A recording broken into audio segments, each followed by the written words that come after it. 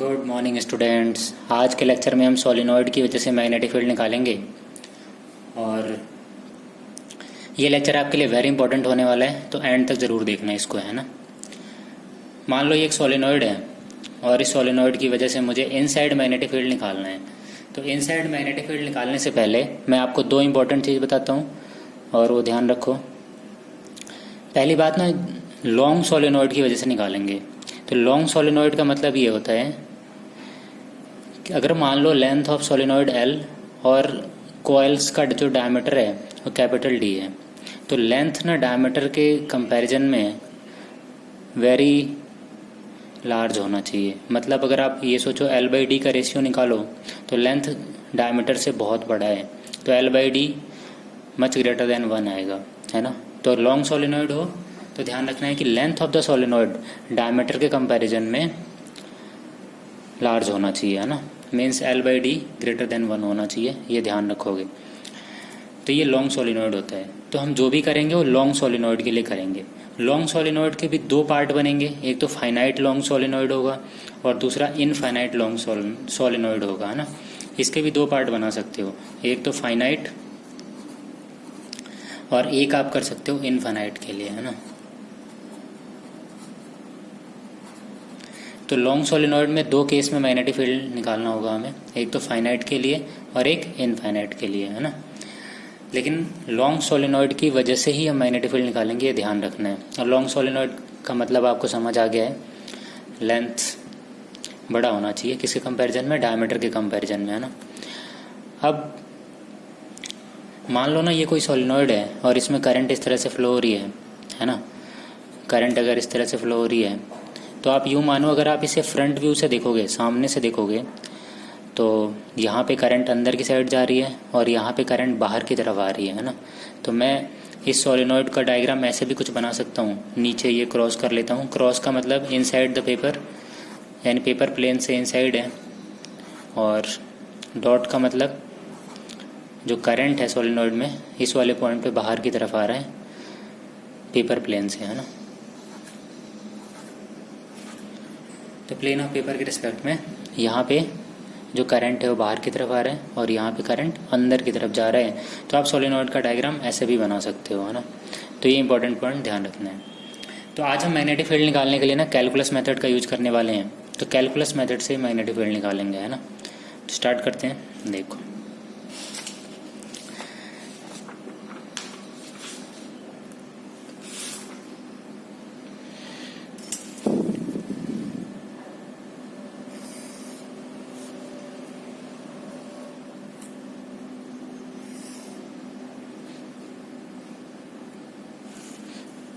मान लो ना ये एक सोलिनॉइड और इस सोलिनॉइड में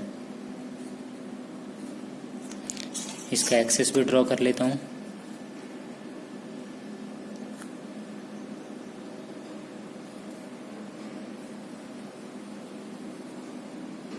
ये इसका एक्सिस हो गया, है ना।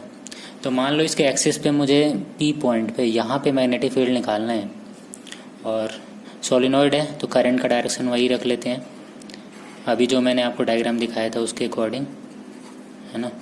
यहाँ पे करंट इनवर्ड द प्लेन है पेपर प्लेन से, और यहाँ पे जो करंट है वो आउटवर्ड है ना। तो सोलिनॉइड का डायग्राम आप ऐसे भी बना सकते हो, कोई प्रॉब्लम नहीं है ना। अब मान लो मुझे पी पॉइंट पे मैग्नेटिक फील्ड निकालना है, तो आप क्या करो, सबसे पहले एक परपेंडिकुलर ड्रॉ करो। इस पॉइंट से यहाँ से एक परपेंडिकुलर ड्रॉ कर लो ऐसे, और ऑब्वियस सी बात है ये रेडियस ऑफ सोलिनॉइड के बराबर ही है। फिर क्या करो, इनके दोनों एंड्स को मिला लो, है ना। मान लो ये वाला एंड मैंने मिला दिया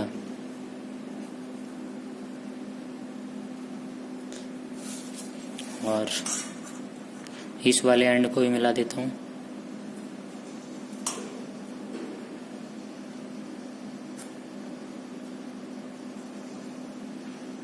यस, तो दोनों एंड्स को मिला दो, पहला स्टेप है ना।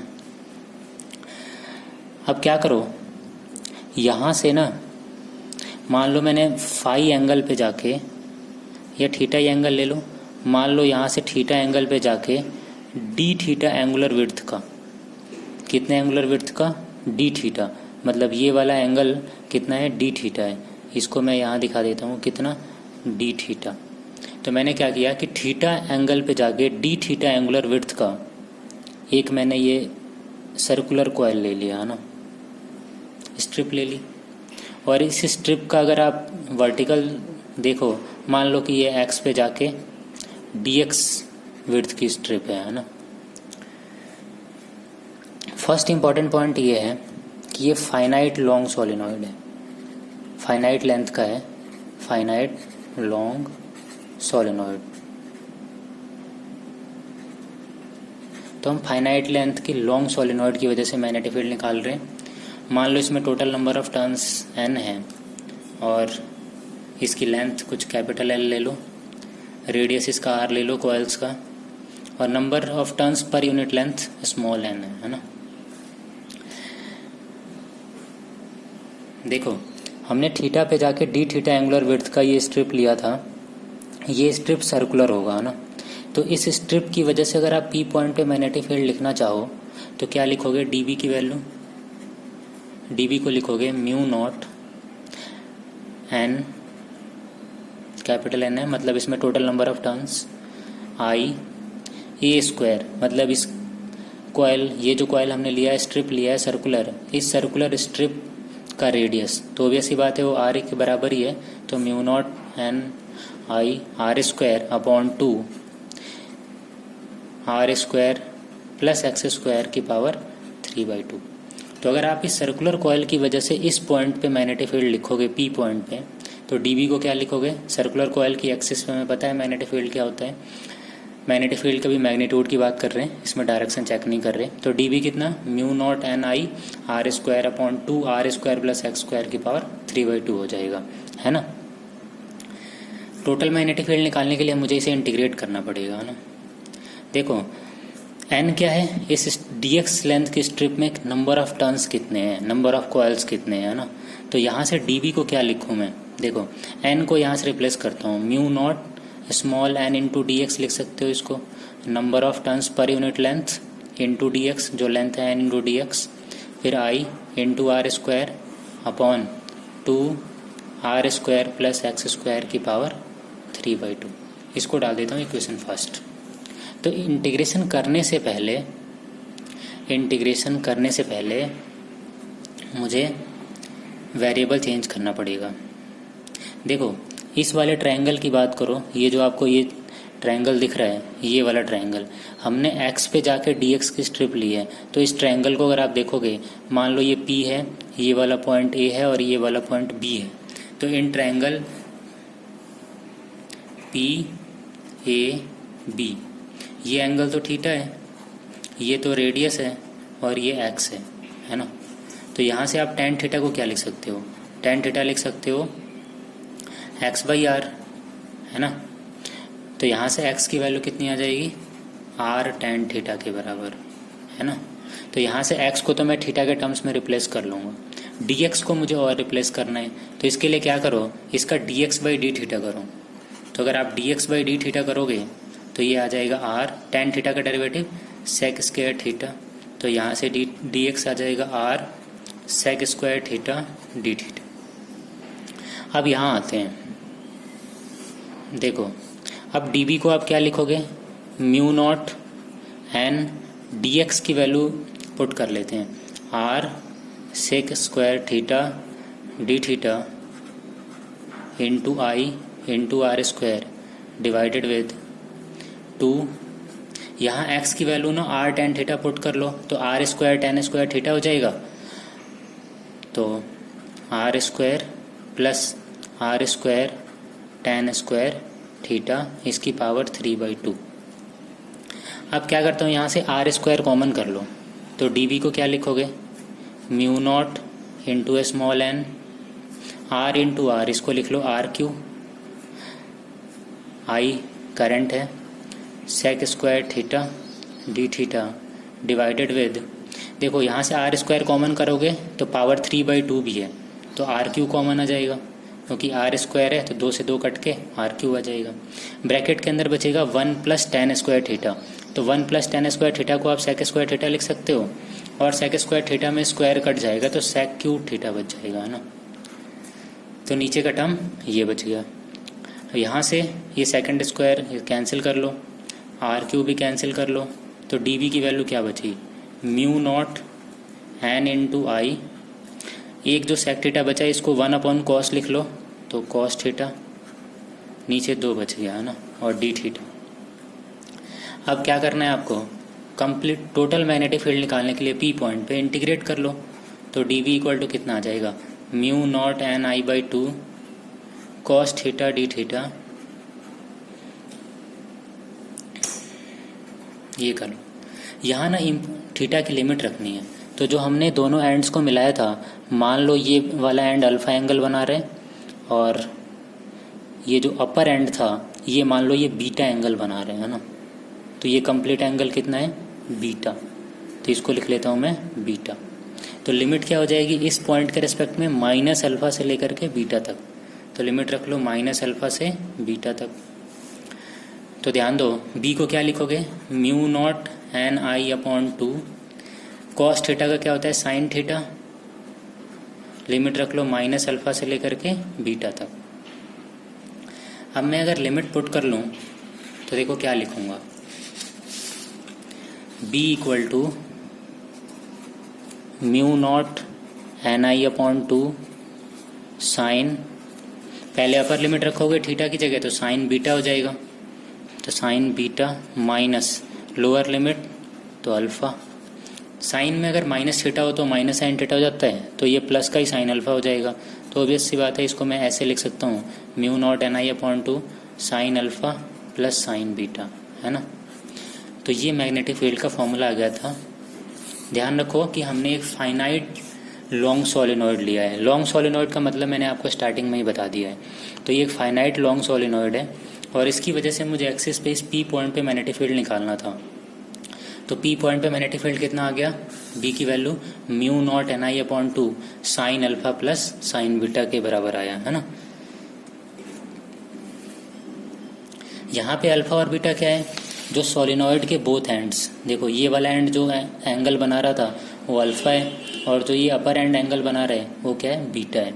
तो माइनस अल्फा से बीटा तक हमने इंटीग्रेट किया था। तो अल्फा और बीटा ध्यान रखो दोनों एंड पॉइंट का एंगल था पी पॉइंट के ऊपर, है ना, कितना एंगल सबटेंड हो रहे हैं। तो ये इंपॉर्टेंट पॉइंट ध्यान रखना है।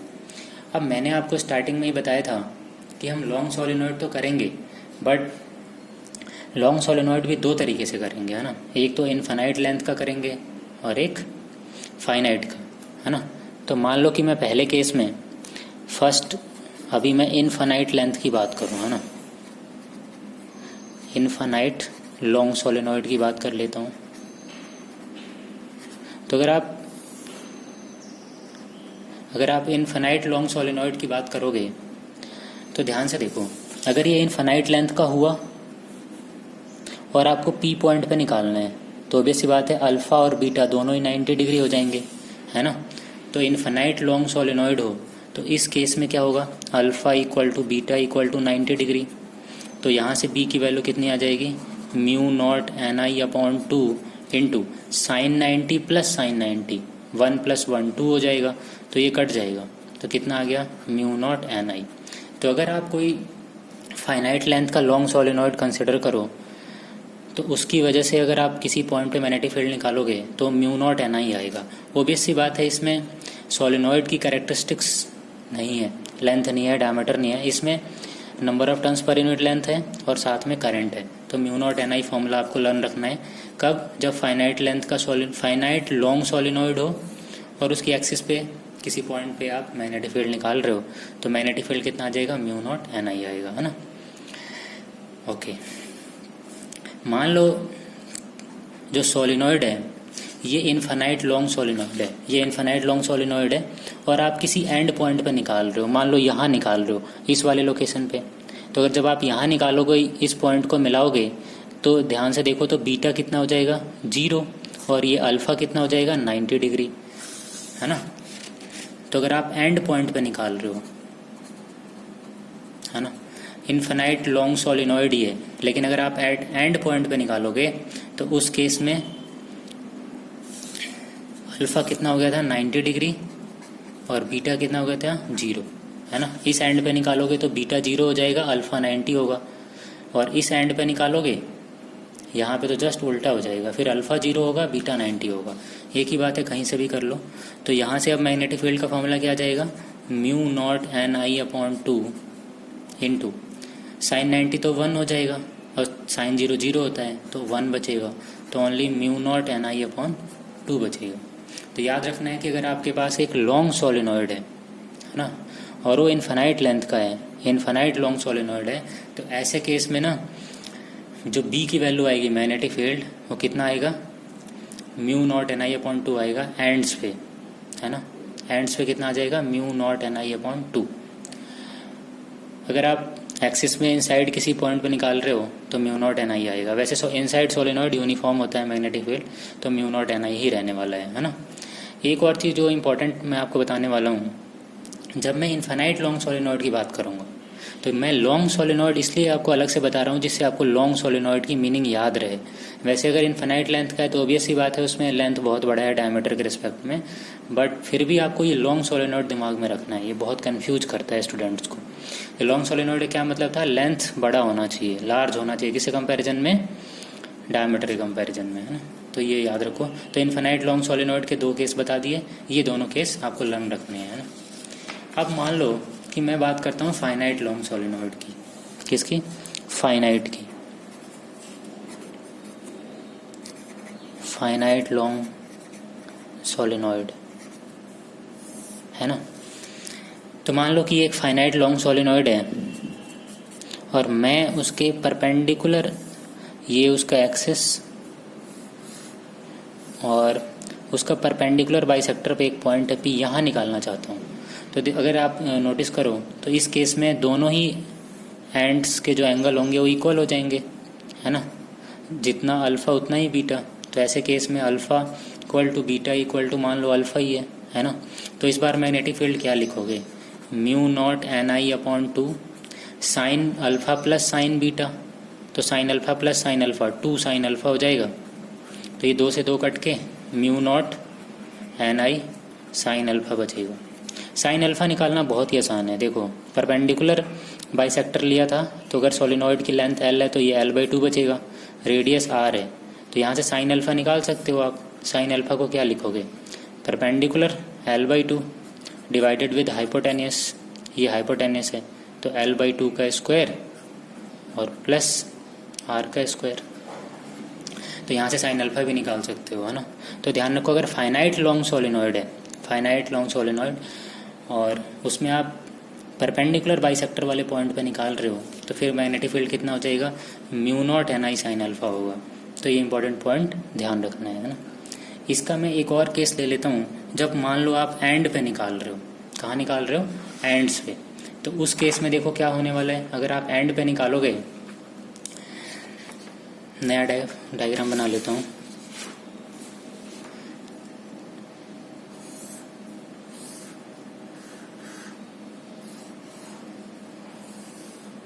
मान लो ये उसकी एक्सिस और मैं यहाँ पे निकालना चाहता हूँ, इस बार फाइनाइट का है ना, फाइनाइट लॉन्ग सोलिनॉइड है, तो इस पॉइंट पे निकालना है, इसको यहाँ से मिला दो, तो ऑब्वियस सी बात है कि इस बार ऊपर का एंगल बीटा तो 0 हो जाएगा, तो बीटा कितना हो जाएगा 0, है ना।